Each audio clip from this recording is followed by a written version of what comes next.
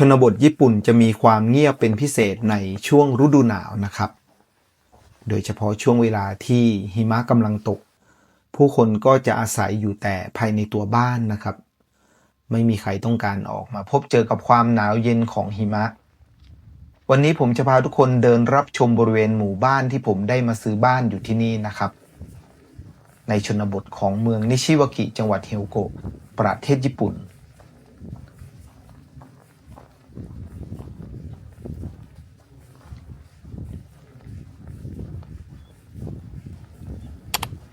สวัสดีครับผมทักจากทักสตอรี่นะครับตอนนี้ผมยืนอยู่หน้าบ้านของผมที่เมืองนิชิวากิจังหวัดเฮโกะนะครับวันนี้เราจะมาทำความสะอาดรอบบริเวณบ้านนะครับ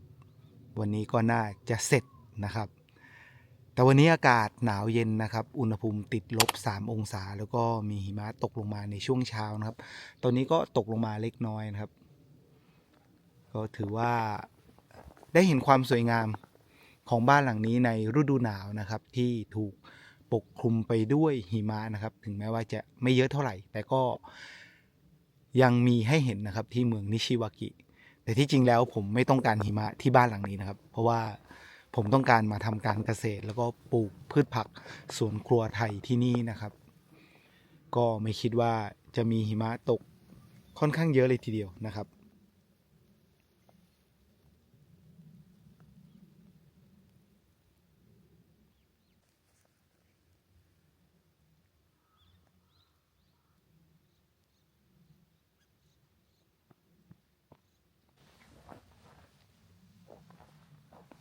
เดี๋ยวผมจะพาทุกคนเดินรับชม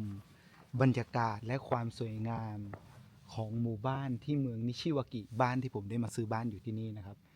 เช้านี้อุณหภูมิ-3 องศาแล้วก็เต็มไปด้วยหิมะนะครับเดี๋ยวจะพาทุกคนเดินรับชมบริเวณรอบๆหมู่บ้านแห่งนี้นะครับในช่วงฤดูหนาวที่เมืองนิชิวากิจังหวัดเฮียวโกะนะครับ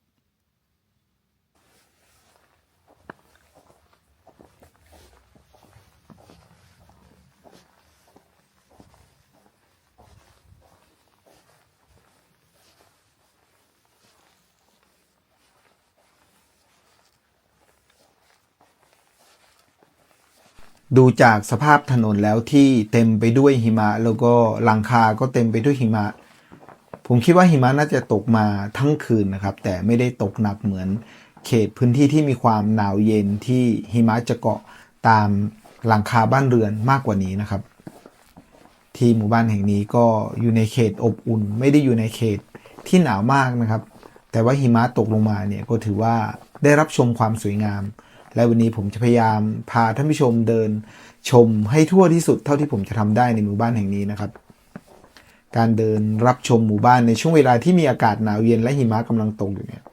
บอกได้เลยว่ามันต้องเตรียมพร้อมๆแต่ว่าผมไม่ได้เตรียมพร้อมๆเพราะว่าผมไม่ได้ใส่ถุงมือมาตอนนี้มือผมเริ่มแข็งแล้วก็เย็นมากๆนะครับการเดินบนหิมะในช่วงเวลานี้จะมีเสียงดังกุบกับกุบกับความรู้สึกผมณวินาทีนี้ก็เกรงใจครับกลัวว่าเสียงเดินของผมจะไปรบกวนผู้ที่อยู่อาศัยอยู่ในบ้านนะครับเราอาจจะคิดว่าไม่มีใครอาศัยอยู่แถวนี้นะครับแต่ที่จริงมีคนอาศัยอยู่ภายในตัวบ้านดังนั้นความเกรงใจมันเลยออกมาจากใจผมเพราะว่าเวลาเดินไปเนี่ยเสียงมันดังกุบกับกุบกับเสียงดังมากจริงๆอาจจะคิดไปเองหรือเปล่าแต่ว่าความเกรงใจมันเป็นสิ่งที่ผมได้เรียนรู้จากการมาใช้ชีวิตอยู่ในประเทศญี่ปุ่นนะครับก็หวังว่าท่านผู้ชมจะเข้าใจผม เดี๋ยววันนี้ผมจะพยายามเดินให้ทั่วหมู่บ้านนะครับเพื่อให้ทุกคนได้สัมผัสถึงบรรยากาศอันสวยงามนะครับที่มาพร้อมกับความหนาวเย็นในหมู่บ้านชนบทของเมืองนิชิวากิจังหวัดเฮียวโกะนะครับ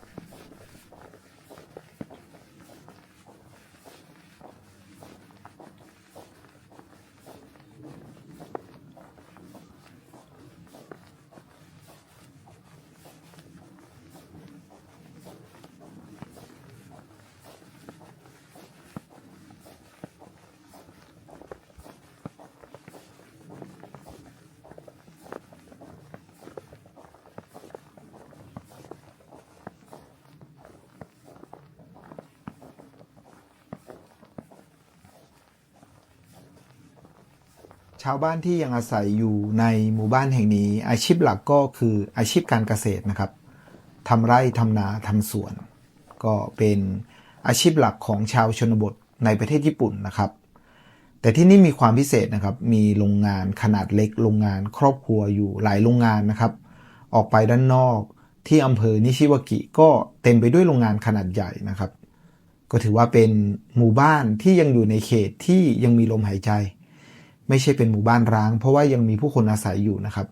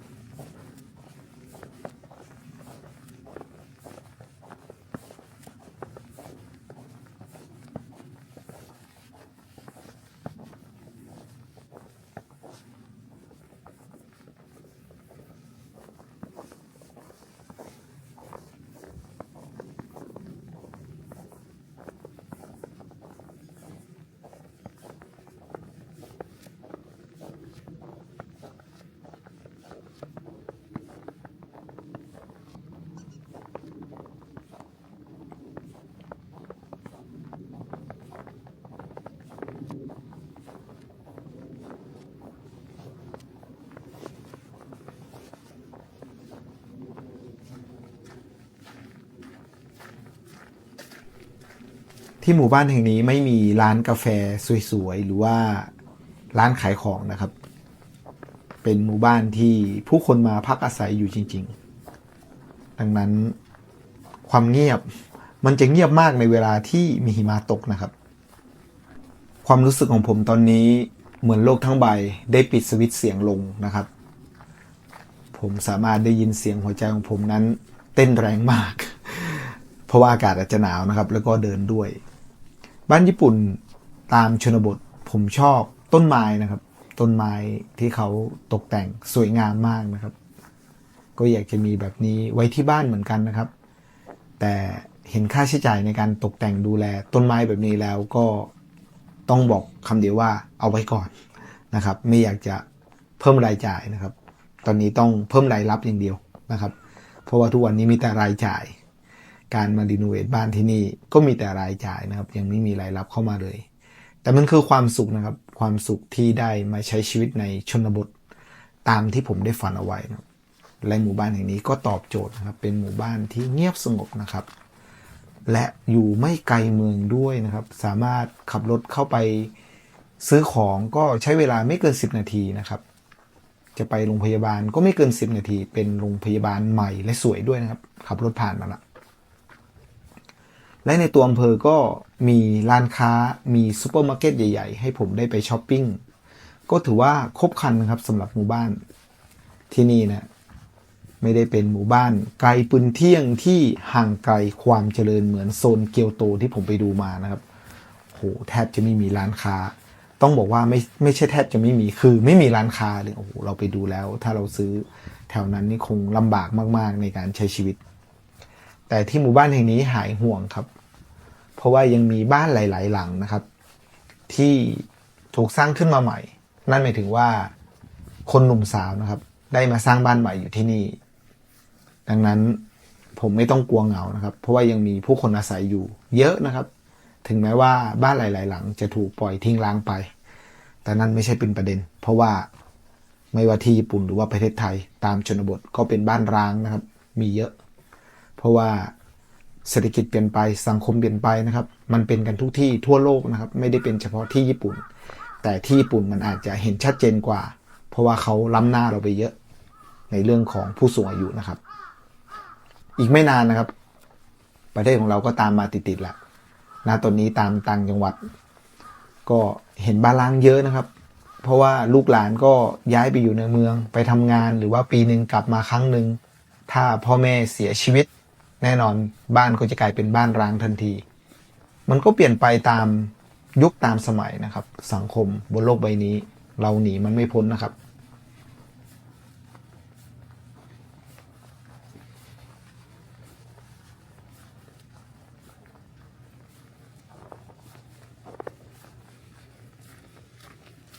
สำหรับคนที่กลัวกันอยู่คนเดียวกลัวความเงียบนะครับผมไม่ขอแนะนำให้มาใช้ชีวิตในชนบทของประเทศญี่ปุ่นนะครับเพราะว่าที่นี่มันเงียบมากแล้วมันก็เหงานะครับถ้าคุณไม่สามารถอยู่กับตัวคุณเองได้เนี่ยมันจะเป็นเรื่องยากมากเลยที่จะมาใช้ชีวิตอยู่ในชนบทของคนญี่ปุ่นนะครับเพราะคนญี่ปุ่นส่วนใหญ่แล้วเขารักความสงบความเงียบไม่ได้มีปัญหากับการใช้ชีวิตของพวกเขานะครับความเงียบคือความสงบซึ่งคนญี่ปุ่นชอบมากไม่ว่าคุณจะไปเดินทางท่องเที่ยวที่ไหนก็ตามเนี่ยแม้กระทั่งในเมืองใหญ่ๆโตเกียวโอซาก้าเนี่ยถ้าคุณเดินไปแถวเขตที่ผู้คนอาศัยอยู่มันก็จะเงียบมากนะครับเหมือนไม่มีผู้คนแต่ที่จริงเขามีคนอาศัยอยู่ข้างในบ้านนะครับเช่นเดียวกันในชนบทยิ่งเงียบไปใหญ่ด้วยความที่ว่าชนบทเขาไม่มีเสียงรถไม่มีเสียงรบกวนจากสิ่งต่างๆที่มนุษย์สร้างขึ้นมาดังนั้นความเงียบเนี่ยมันจะเกาะกินใจท่านผู้ชมถ้าท่านผู้ชมไม่สามารถอยู่ด้วยตัวของท่านเองได้นะครับแต่สำหรับผมเนี่ยไม่มีปัญหาเพราะว่าผมชอบความเงียบเพราะความเงียบสำหรับผมมันก็คือความสงบสุขนะครับก็ไม่อยากแนะนำนะครับสำหรับคนที่กลัวความเงียบนะครับคุณไม่เหมาะอย่างยิ่งที่จะมาใช้ชีวิตอยู่บนแผ่นดินญี่ปุ่นโดยเฉพาะชนบทนะครับ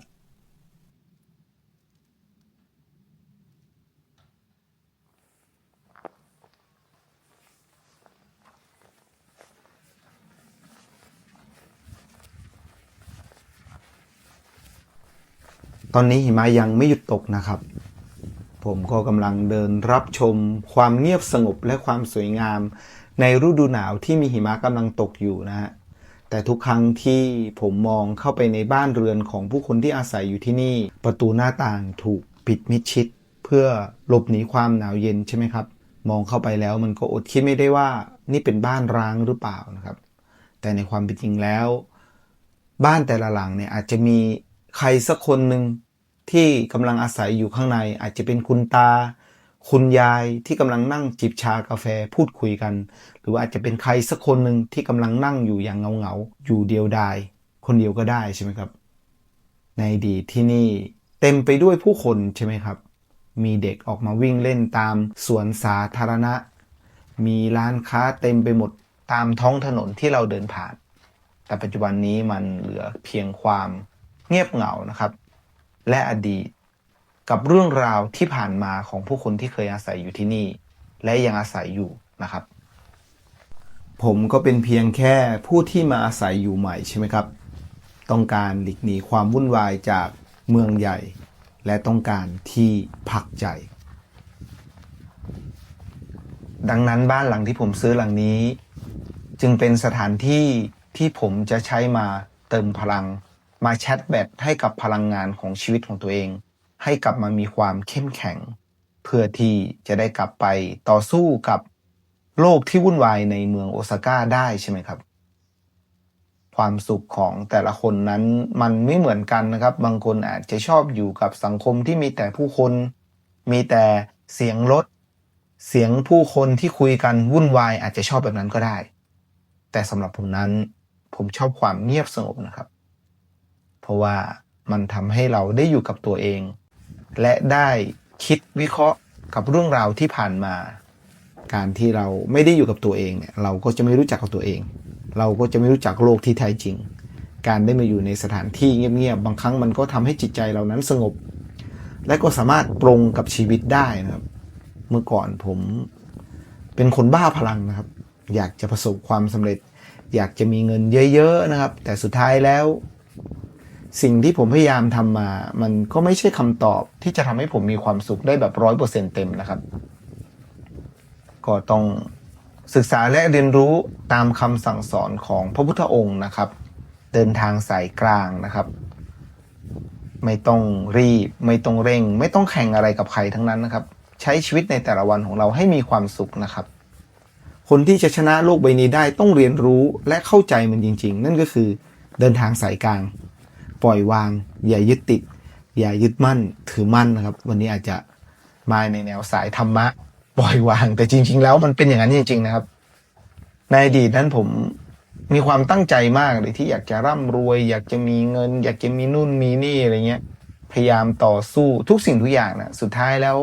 เราได้มาเกือบหมดหรือว่าอาจจะได้มาครบทุกอย่างแหละที่มนุษย์คนคนหนึ่งที่อยากได้สุดท้ายแล้วมันก็ยังไม่ใช่ความสุขที่แท้จริงนะครับความสุขที่แท้จริงคือการได้ใช้ชีวิตอย่างสงบสุขไม่มีปัญหากับใครไม่สร้างความเดือดร้อนให้ใครใช้ชีวิตในแต่ละวันอย่างสงบนั่นคือความสุขที่แท้จริงผมคิดอย่างนั้นนะสำหรับท่านผู้ชมผมไม่รู้ว่าคิดเหมือนผมหรือเปล่าแต่ว่าความสุขของผมคือการอยู่อย่างสงบและไม่มีปัญหาเข้ามาในชีวิตใช่ไหมครับ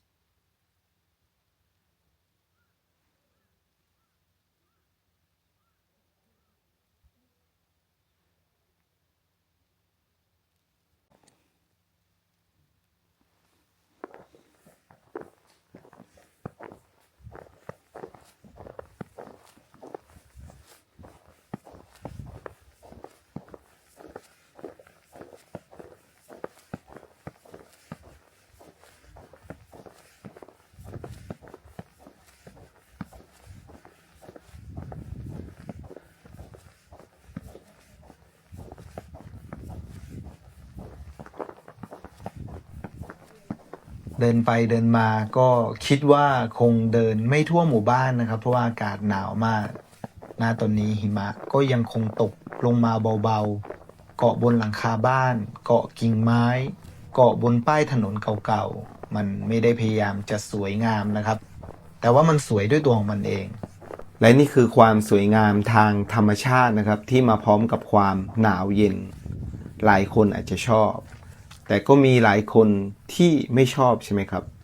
สภาพอากาศแบบนี้ถ้าให้มาท่องเที่ยวก็เป็นเรื่องที่ดีใช่ไหมครับแต่ถ้าต้องมาใช้ชีวิตอยู่กับสภาพอากาศที่หนาวเย็นและเต็มไปด้วยหิมะก็อาจจะเป็นเรื่องที่ลำบากสำหรับคนไทยนะครับแต่สำหรับชาวญี่ปุ่นเขาก็คุ้นเคยกับ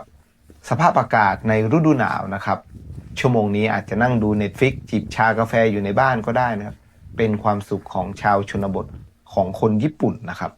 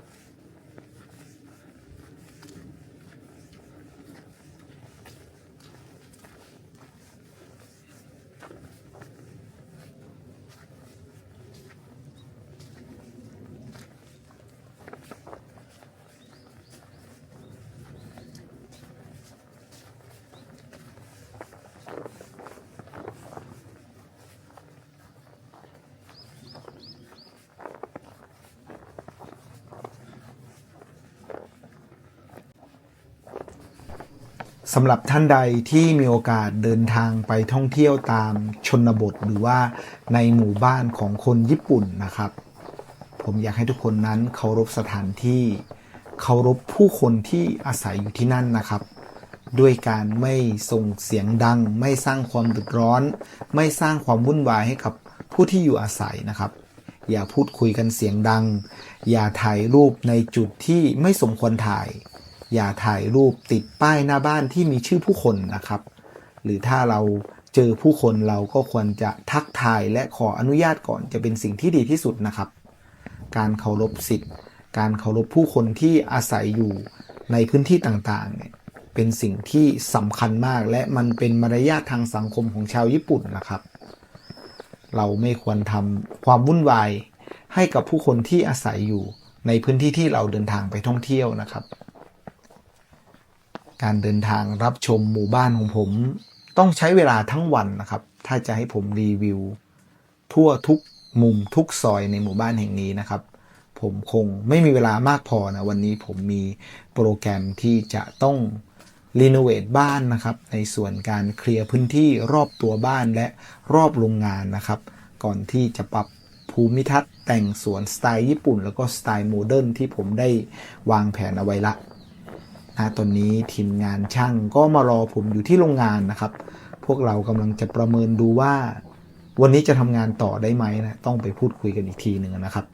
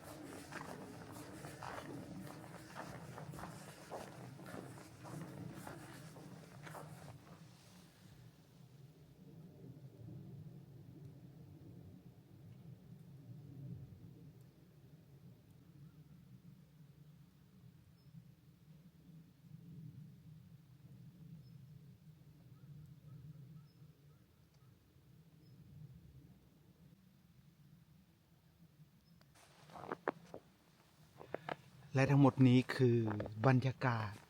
ในฤดูหนาวในช่วงที่มีหิมะตกนะครับที่บ้านของผมในเมืองนิชิวากิจังหวัดเฮียวโกะประเทศญี่ปุ่นนะครับผมทักจากทักสตอรี่ขอขอบคุณทุกคนที่ติดตามรับชมอุณหภูมิ-5 องศาหนาวมากนะวันนี้ลาไปก่อนครับสวัสดีครับ